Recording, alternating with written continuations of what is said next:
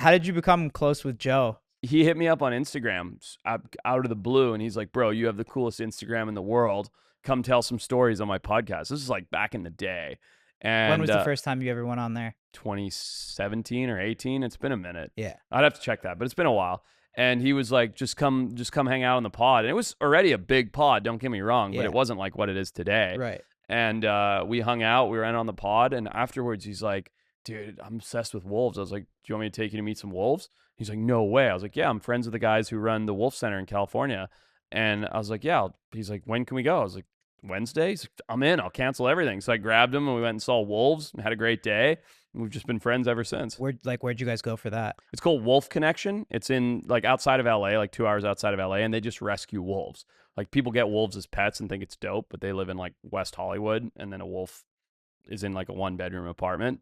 And so they just rescue all these wolves. And so I took him to meet some wolves there. What'd you guys do? Did you guys like play with them and stuff and pet them? Play wolves. I'll show you photos. We're scruffing them up and throwing like treats for them, and full on, because a lot of them were hand raised. That's crazy. And then you guys just stayed friends after that. And he'll text me anytime he's like, is this real? Like, is this a real wildlife story? Like recently we were talking about like the largest crocodile in history, and I was explaining to him how like crocodiles grow until they die. It just slows down. So there could be 25-foot crocodiles. It just have to be really old. And he's like, where would that be? And it's similar to a knot. He's another wildlife nerd. Like he'll just text me wildlife nerd questions. And like, it's really cool that I've formed this like clique of friends like Joe Rogan, Anat Ambani, and a handful of others who are just super passionate about animals. Mhm. That's the thing we all have in common. Like my life, Joe's life, and Anat's life could not be more separate. But if we're in a room together, we're talking about one thing. And so it brings us all together. Yeah.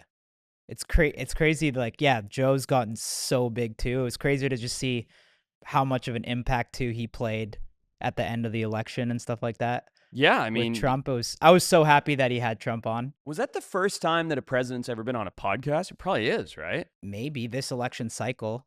But it was, in my opinion, undeniably a deciding factor for the election. I think it was everything. Yeah. I think the fact that Trump went on Joe Rogan and Kamala didn't go on Joe Rogan. Totally. I think that showed everybody totally that Trump was capable of, like, because like Joe's such a trusted guy. Yeah. Like, that he's not going to sell out, or he's not going to like be fake. Like he's going to ask real questions too. Right. And I think the fact that Trump went on his show and like Kamala didn't, in my opinion, I think it was like a huge deciding factor. I think so too. And I mean, it was sort of like, how real is this guy? Exactly. Right. Because that's what Joe Rogan is. If you could sit down with Joe Rogan, it's just like, just a conversation. It's just a conversation. Yeah.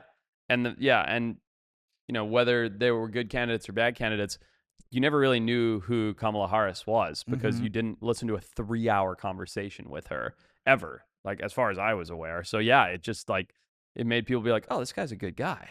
And it's just crazy. Like I think it got what, 40 million plus? I don't know. Yeah. Like I don't know, just for such a normal guy to have that type of influence, it's like crazy. It's crazy. Yeah. I mean, the world's changing, and for what you do and what I do, like the media landscape, it's really changing. Mm-hmm. I did all my come up in television, and I'm still making TV shows. We got a bunch of series, a bunch of Shark Weeks and stuff coming out this year, but that's circling the drain.